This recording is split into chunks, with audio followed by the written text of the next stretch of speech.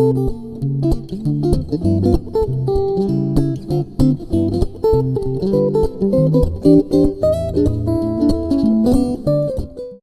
and welcome to this very long-awaited video.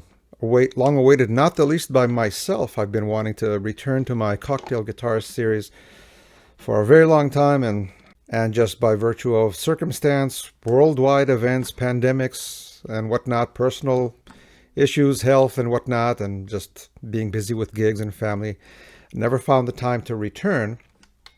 Until now, I'm back with this video and hope to continue. And I want to pick up exactly from where I left off last time. And the last video was 5 top songs from the 1920s to play for solo guitar, something to add to your repertoire and to play on gigs. And just to explain something about the word top, of course, there's no top. There are countless, hundreds, probably more songs from those periods that are worth learning and playing. But if you are just starting out or you're wondering what to play, at the very least, these songs are no worse than any other place to start. So this video is going to continue from that point, and we are now into the 1930s. But instead of 5 songs, I just couldn't keep it to 5. This just made no sense. I'm up to 10 songs. So I have a list of 10 songs that I want to demonstrate today that are songs that you want to add to your solo guitar repertoire. And again, 10 doesn't even start to cover it. In fact, let me read you some of the titles that I left off the demonstration today. Some of these classic standards: Stars Fell on Alabama, Body and Soul, Embraceable You, These Foolish Things, I'm Confessing, Stomping at the Savoy, Out of Nowhere, My Romance, How Deep is the Ocean, In a Sentimental Mood, Night and Day, Smoke Gets in Your Eyes, Autumn in New York, East of the Sun. What else we got here? Have You Met Miss Jones, Someday My Prince Will Come, Jeepers Creepers, Love Is Here to Stay, Darn That Dream, Moonlight Serenade, Nuage. You might want to actually copy the list that I just read out to you, and might as well make those also songs that you want to learn. But these are not the songs that we're going to cover today, because amazingly enough, I came up with 10 more that I thought, they're not better songs necessarily, but I find them useful. And the reason I chose these in particular is because we are talking about solo guitar in particular. Each of these songs features a unique guitar technique or some guitar idea that make it, worth combining the idea of what are the best songs to play, along with the technicalities, the practical aspects of putting these to solo guitar arrangements. A quick word about this channel. This channel is dedicated to solo guitar arrangements. You've probably seen many of my videos before. Solo guitar arrangements of, obviously, as we are doing today, jazz standards, or actually pop tunes of the day, but never mind that. Certainly plenty of pop tunes from the 60s, 70s, 80s, and right up to current. I got hundreds, and in fact, if you include live performances, thousands of performances on this channel. If you enjoy what I'm doing, want to support me, there are any number of ways to do so in the information below. I have a Patreon page where you can support me for as little as $3 per month. I'd rather actually give you something in return. I have a huge library of downloadable guitar lessons that you can check out, dedicated to the solo guitar format. The link is below in my website. Just take a look around. Just looking around is reward enough for what I'm about to present for you here today. For many of the songs that I will be featuring today, I actually have full-length video lessons that you can download at my website. So please do check those out. There will be links in the information below, and even some of them have lesson samples that you can check out. No charge for that, so you can see what you might be getting if you purchase some of my lessons. So without further ado, let's jump right in.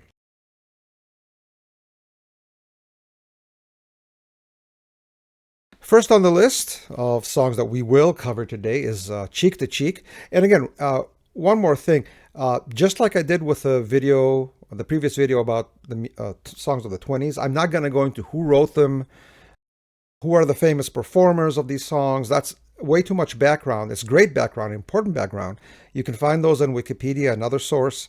There's a jazz standards website online. I think it's just called that, jazzstandards.com perhaps.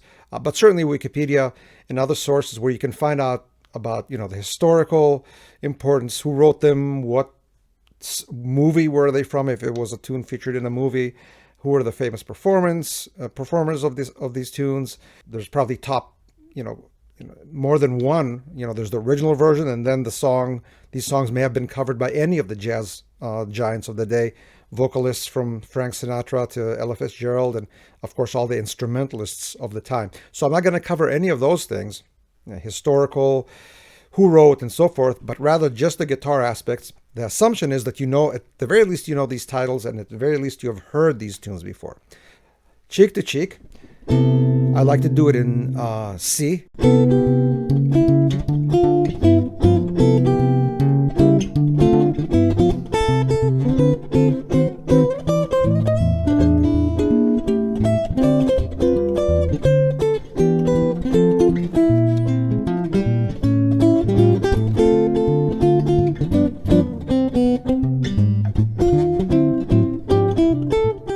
So on.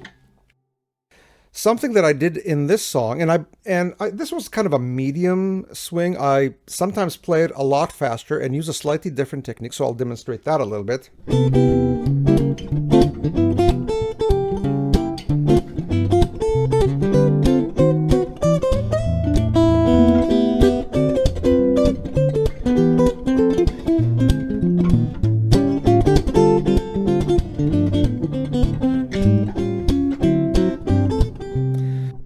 Two somewhat similar yet different techniques, and the emphasis and the reason I'm bringing this up is the bass movement in particular.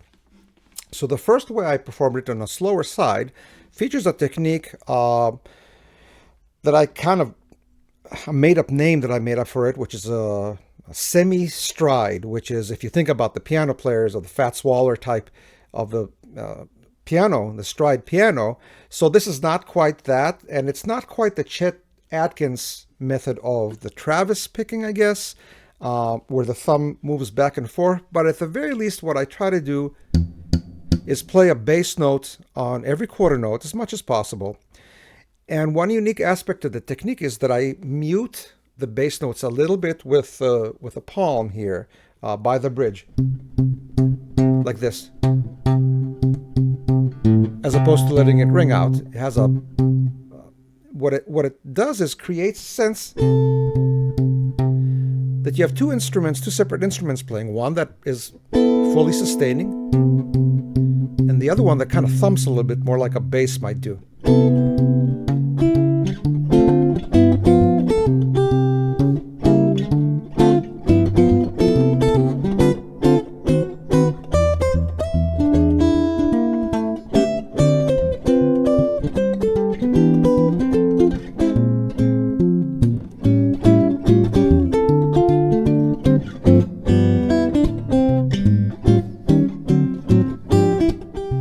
And so on. The second technique that I used, a little bit more up-tempo, and that uses a downstroke technique that you've probably seen me play on many, many tunes. Some feel it might not be appropriate for the style. I feel, to me, it gives it a nice lift, and that's a very different technique that I explore in my lessons, and that is the downstroke, and it produces that percussive effect.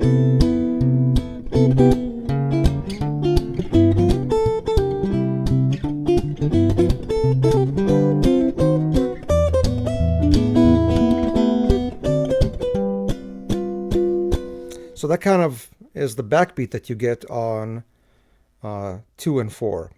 It might be instructive to play the whole arrangement, and any arrangement, and I advocate this again in my many lessons, to play just the bass and the melody, to be able to emphasize the fact that the bass plays steady and the melody may be syncopated. This is a great opportunity because here you get also a difference in tone with the bass being muted. So you might try something like this. And you notice again that this note is syncopated. And I let it sustain.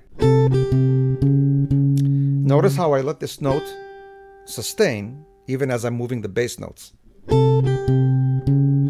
Still ringing. The point is to try to treat each of these two parts as if it were a separate instrument.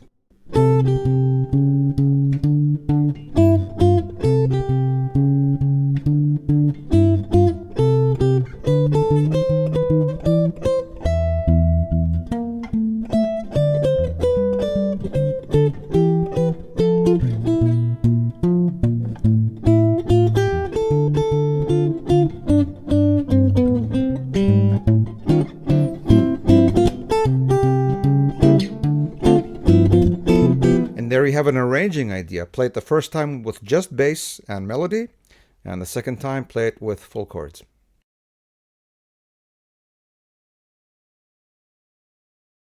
Next song on the list, Georgia on My Mind, and I said I was not gonna dwell on who wrote it and so forth, but it's worth mentioning. Hoagy Carmichael wrote and I believe recorded it in 1930, which also I believe is the year that Ray Charles, who we most associated this song with, was born, and he didn't record it until 1960, and then kind of became a standard. So a lot of these tunes don't really take root and don't really capture our minds and imagination until many years later, sometimes decades, until they become standards, and not necessarily a jazz standard as such. This is just a great tune, and you'll one reason alone to learn it is because you get requested it a lot. I mean, I get this song requested at least once a week on my gigs, so that alone is a reason to do it. Guitar-wise, there are certain aspects that are worth exploring. One of those is the simple idea, not necessarily simple to execute, of playing 1-6-2-5, which is what I use for the introduction.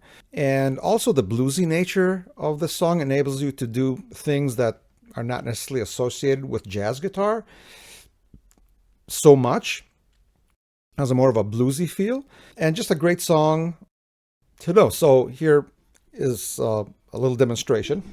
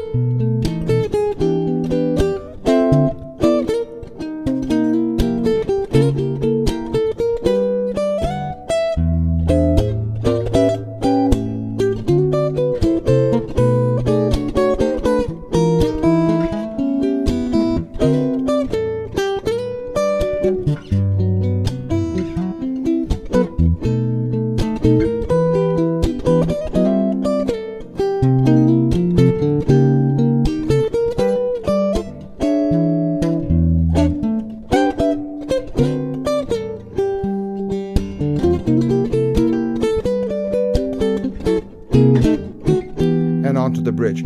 So what are those aspects that I mentioned? First of all, the idea of 1-6-2-5, which in this song also manifests as a 3-6-2-5, the one being in this case the key of G. I picked the key of G. I wonder if Ray Charles's version is actually in the key of G. I just don't remember right now, but you can look that up. A lot of people play it in F. I play it in G because one of the things that I find, just like Joe Pass when he plays a blues, which is often in G, you get a lot of open strings when you play a 1-6-2-5 or a 3-6-2-5.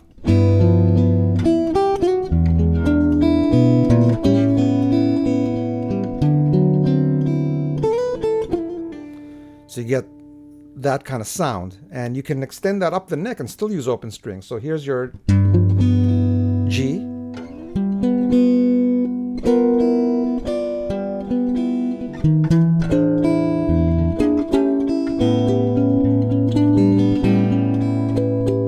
I love this voicing of A7 up in this area, and then D. Of course, you don't have to use open strings. You can blend them. That's the beauty of the guitar, blending fretted notes with open strings. And that's your bluesy nature too, which I mentioned earlier.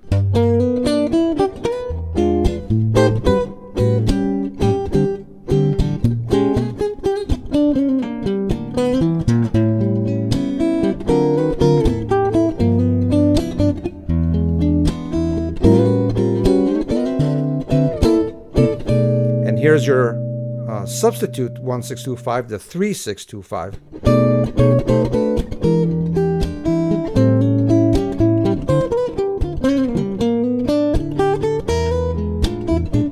Another aspect is the fact that this song has a very strong triplet feel. So take advantage of that, because many songs are in a different feel. 1, 2, 3, 1, 2, 3.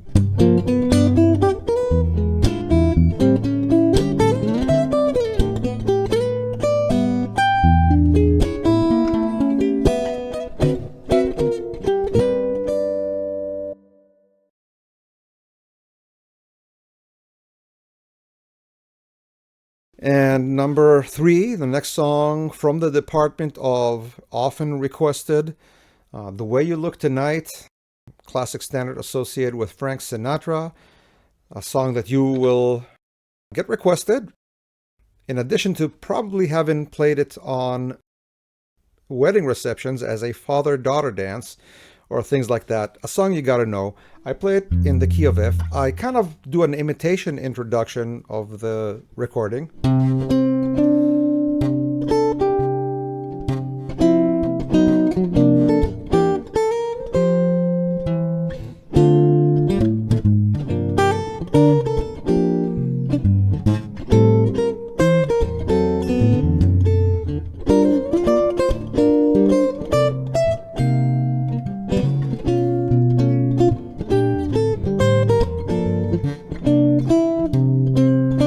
Instead of your turnaround,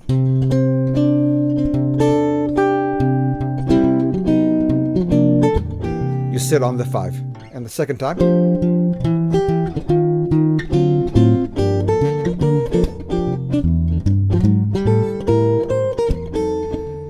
and what is the difference between the first A and the second A that I played? The first time I played it with a 2-beat feel, like a half or a half beat, whatever you want to call it.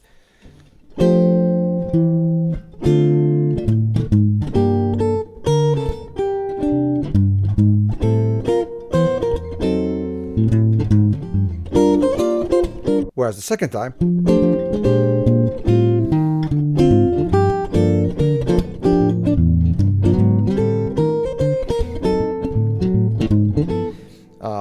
a more of a straight ahead walking bass.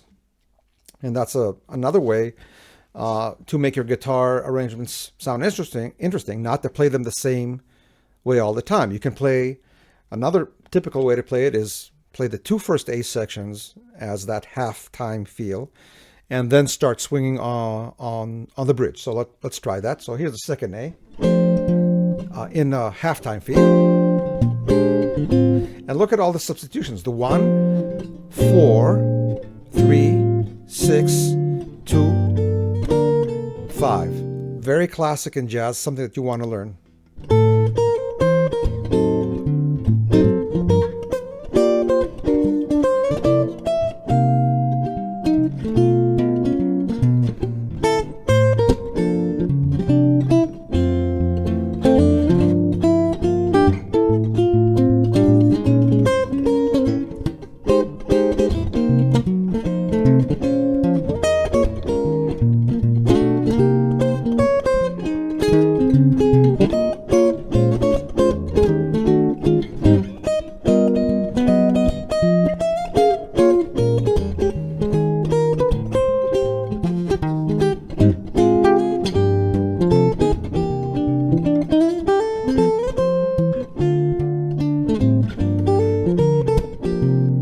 And so on.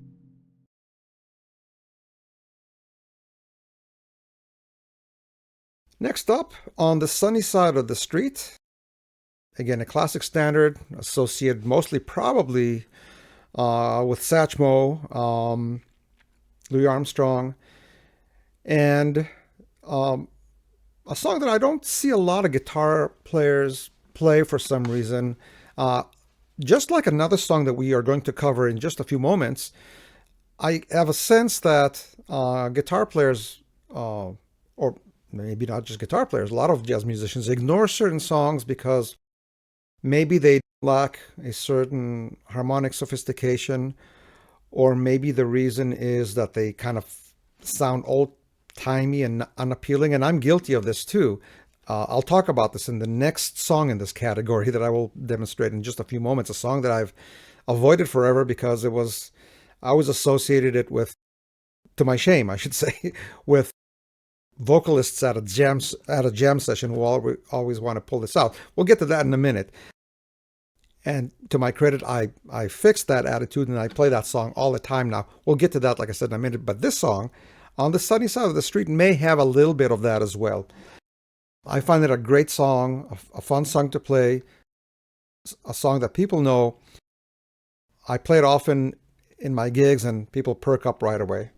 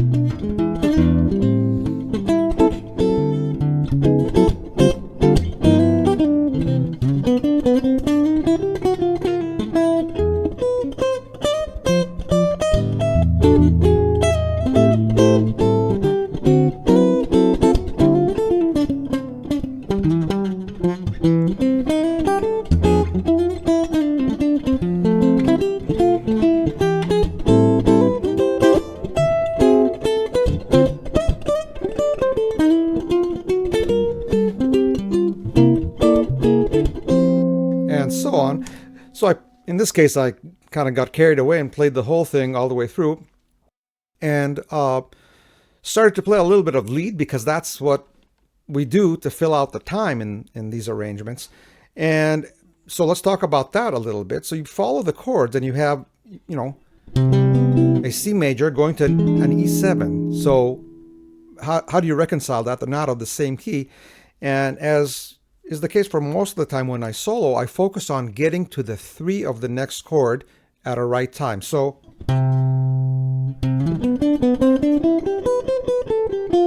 that's all C major material. And then when we move to the E, so that's your E7 arpeggio right there. So the most substantial note that changes is from the G to the G sharp. And that's where I try to make a difference in my playing. So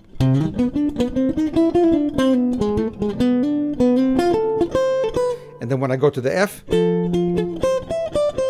same thing. I try to emphasize that A note because that's the 3 of the F. So again, from the top.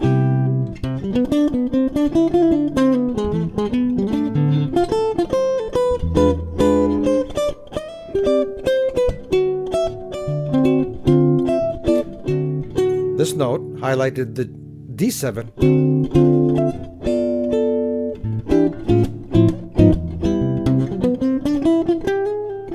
Right here.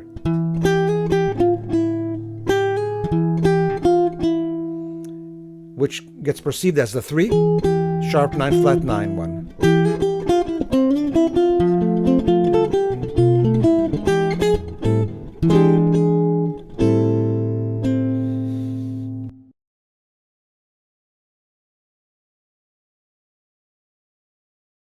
Next on our list, another Sinatra-ism, I've Got You Under My Skin.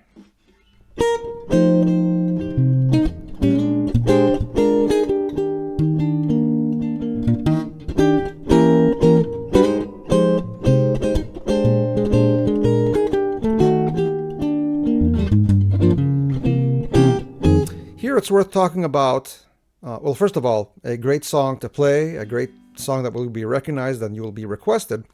One of the pillars of my arranging techniques is chord arpeggiation, which we did not talk about today. And what this does,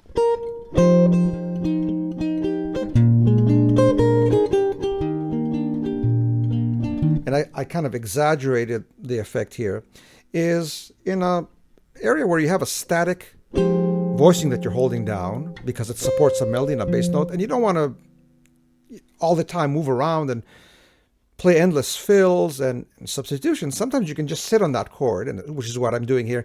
I've got you.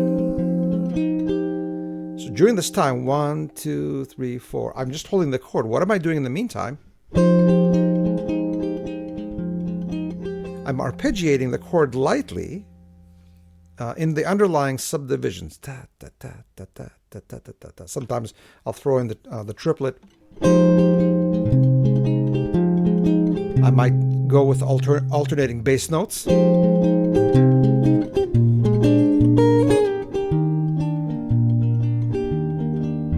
That also creates a sense of variation.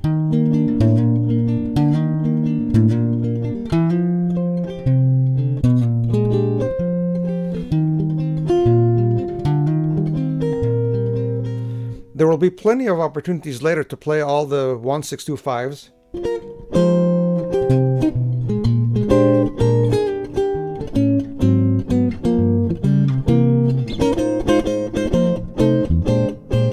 So it's nice to be able to take a chord and simply sit on it and just arpeggiate it lightly to enjoy the color of that chord.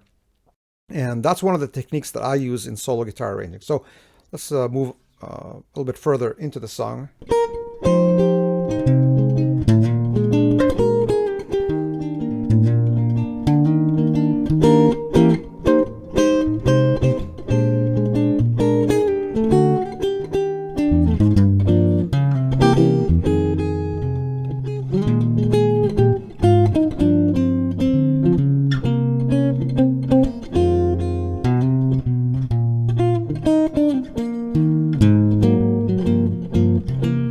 And like several of the previous tunes, the way to expand on sitting on the one chord before it goes to the next round is playing a progression, a classic jazz progression. So it's the 1, 4 as a 7th chord, 3, 6, 2, 5, and 1.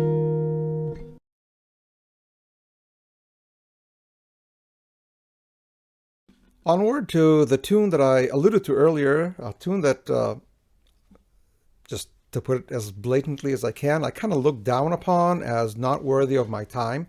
I'm old enough to be able to say these words because I was wrong, to think that way, to feel that way. But in a sense, you can't blame me as a young, back in the day, jazz musician coming up. I wanted to learn the hottest licks, the most difficult chord changes.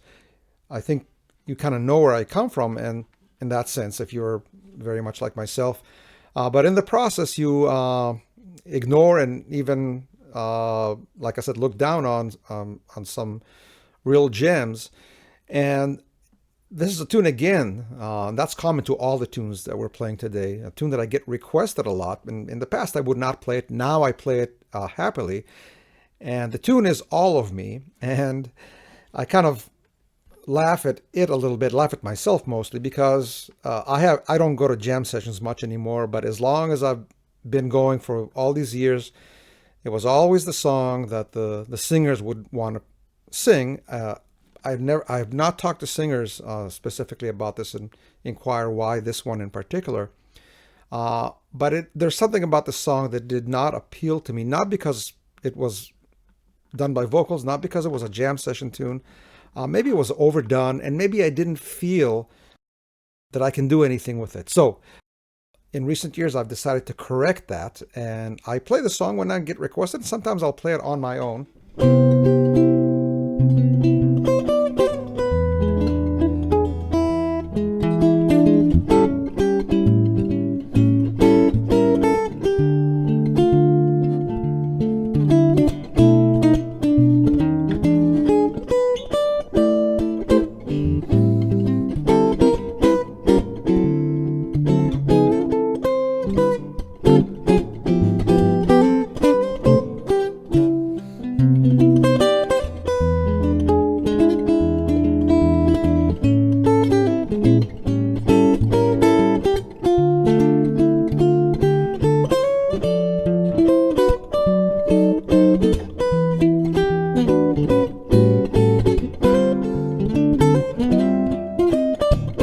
And an interesting parallel between this and Sunny Side of the Street, which we mentioned before, is the idea of the 1 going to the 3 as a 7th chord. So that's a mini progression right there that is worth learning and finding how to connect these 2 chords.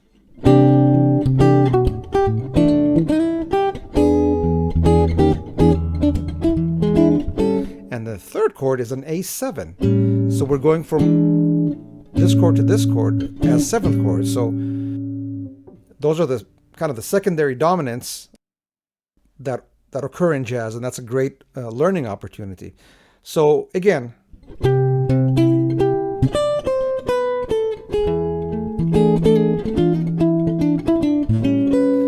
every time you go to the new chord, try to emphasize the 3 of that chord.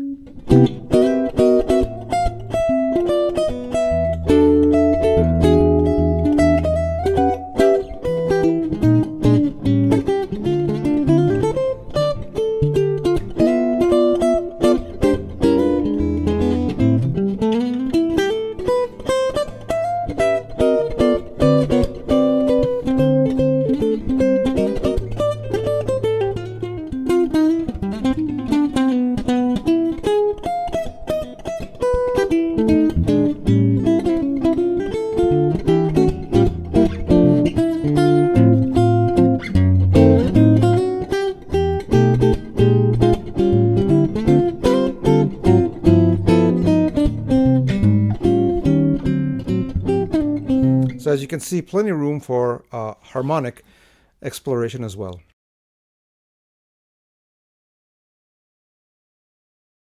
Next on the list, even if you don't get requested this, if you look at your audience, you will find somebody that will enjoy this tune as time goes by.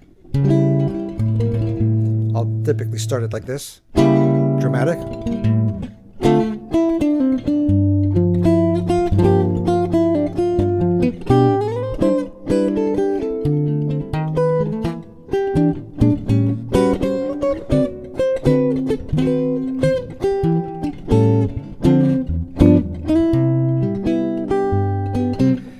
So in this tune, I feel the rhythm is very important. Kind of lay that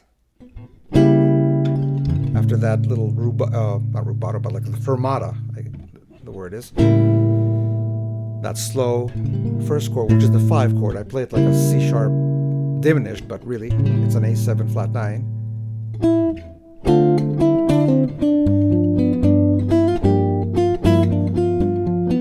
And notice how many of the elements come together right there. This note was syncopated, and this bass note was on the beat.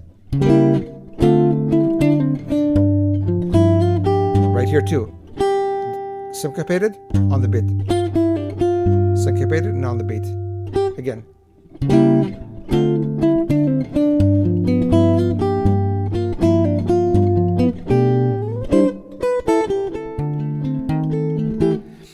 And the chord arpeggiation present throughout. Right there.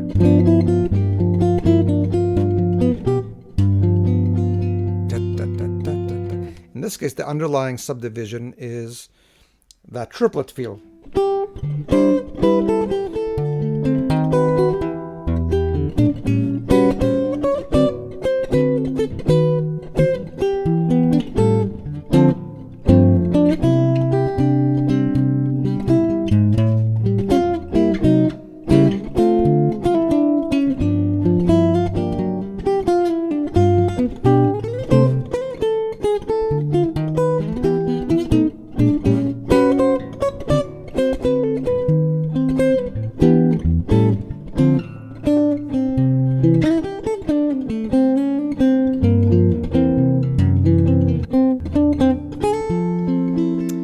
And so on. Lots of fills, topic for another discussion, but again, it's a song where you can kind of converge everything we put together so far with that triplet feel.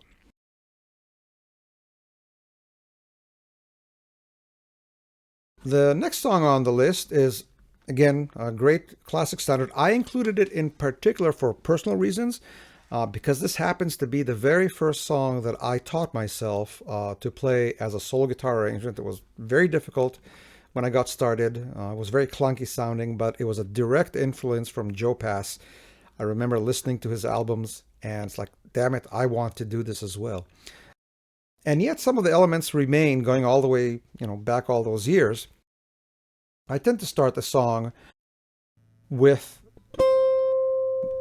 I made up an intro from a part of the song that comes later.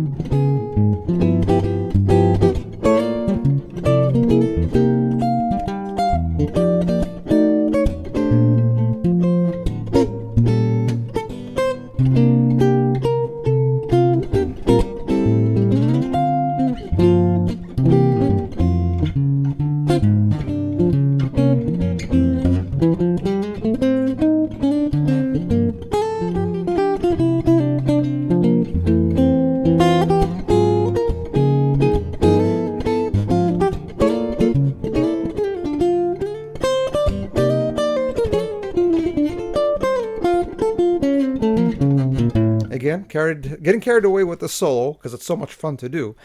Very straightforward type of a standard, pretty good recognition. Can't go wrong with it. Like I said, to me, there are any number of songs that could have taken its place on this list. I find it personal for me because it was the first tune that I ever taught myself to play as a solo guitar arrangement.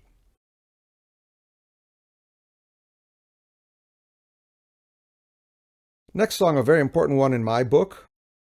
Again, pretty much like everything else we played so far, high on the request, in the request department, Somewhere Over the Rainbow. And there have been many versions. I can't tell you, it's been quite a while now, but about 10 or 15 years ago, I do a fair amount of wedding ceremonies, and I was requested to play the song, but the specific arrangement of, I forget the name of the gentleman out of Hawaii who plays ukulele. He passed away. IZ, something like that. I apologize, I don't remember. You'll know what I'm talking about now that I'm mentioning this. A very, very simplified version. I honestly couldn't bring myself to play it. I did, because that's what I was requested. It's just like a vamp over one chord. It was deliberately played that way, maybe to appeal to a new generation. I found myself never able to get with that, although I did play it as many times as I was requested. If I was requested to play that specific arrangement for myself, I'd rather go...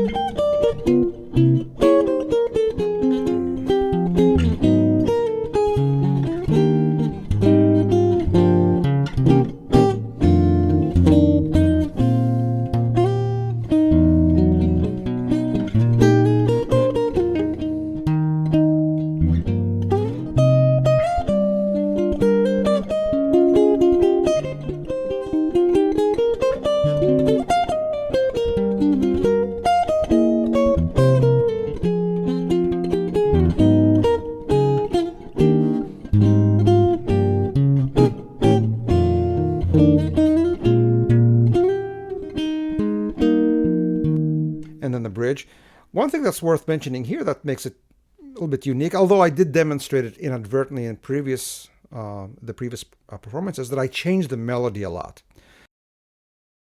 I'll play it straight the first time. I'll play it with embellishments the second time. It's a very slow song, obviously, so you'll have gaps in the melody where you can do a lot of filling. So that's a great opportunity to do that. The way I play it is very much in line with how jazz musicians play it. Played in the key of E flat. It would be easier to play it in E, I suppose. E flat is the common key for it. It's good to get used to playing tunes in keys that you might find other musicians play it with. If a tune is in E flat, and that's what most people play, you should probably learn to play it in E flat as well as all the other keys.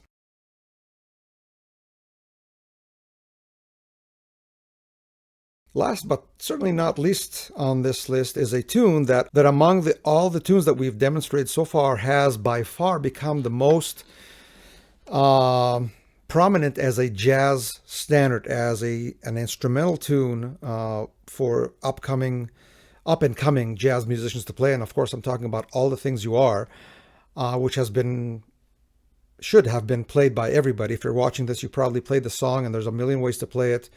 Osnoy has a crazy version. Pat Metheny played it. Of course, it goes back, almost 100 years. And it's a curious song. I believe it's a 40 measure tune, which is asymmetrical and an unusual tune for somebody to start with. I always figured, if you're starting in jazz, learn the symmetrical forms first, the classic AABA 32 measures, but be that as it may, this has become a standard, and there's so many things, so many ways to play it, so many things to say about this tune. I have a full, like many of the songs that I've covered already, and the ones that you can see in the information below, I have a full video lesson teaching this, how to play the song, or at least how I play it. Here's kind of a simple way to play it.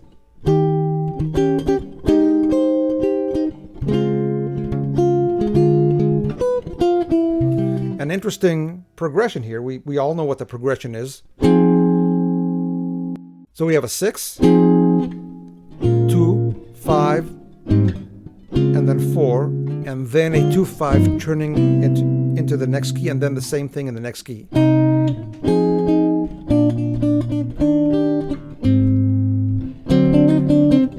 And then it gets to G. So that's kind of clever in how it's done. And the melody is always the 3 of the chord that you're playing. So here's your F minor, and that is your A flat. And same thing for B flat minor and the D flat. And here's your E flat with the G in the melody. And A flat with C, and then D flat with F. And the 2-5, this is also the 3. And that's the 3 of the G and the 3 of the C. So being that the case, it's no wonder that everybody plays the song with drop 2 chords, because the drop 2 chord in the root position has the root in the bass and the 3 in the melody.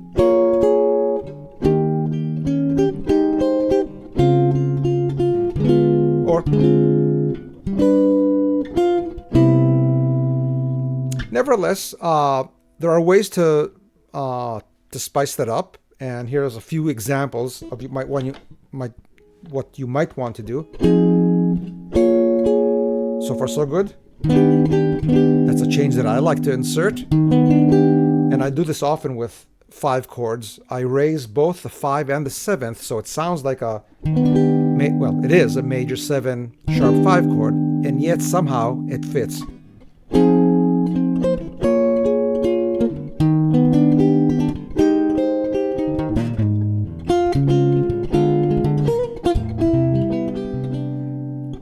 You might want to take, you think to yourself, no rhyme or reason, I'm going to take every 5 from each chord and raise it half a step. Why not? Let's see what happens.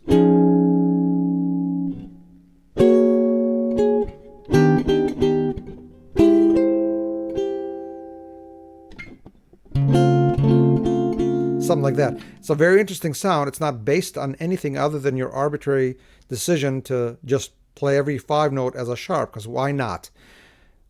In music, you can or in jazz in particular, you can try to follow all these various rules and, and try to and hope that you get something that sounds good. Or you can just try something, whether it's written in a book or what, or not, and say to yourself, hey, this sounds really good. I'm going to play that.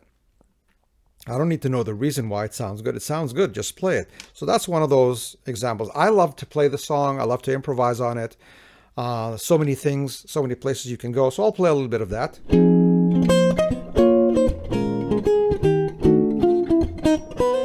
This was an example. Take that melody and expand on it greatly, maybe even too much. Certainly if you're going to play it, if you're just starting, your first chorus, you don't want to play it like that. But you could.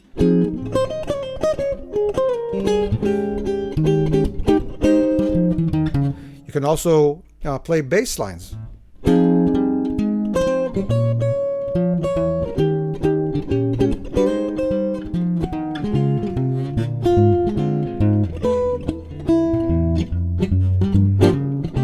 Try to incorporate a walking bass.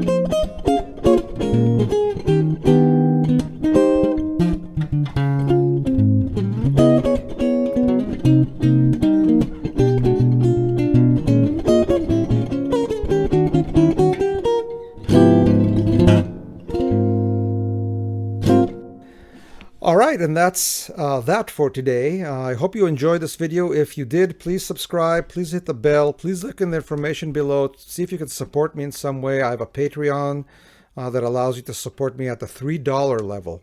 Doesn't seem like a lot for hopefully some useful information that you got here today, and perhaps the enjoyment you got out of my other many hundreds of videos. In addition, I have a website also below where you can purchase some of my hundreds of downloadable guitar video lessons, and many of the songs that we feature today. You can also purchase my music on whatever platform you get your music from. Once again, I thank you for being here, and we'll see you on the next video.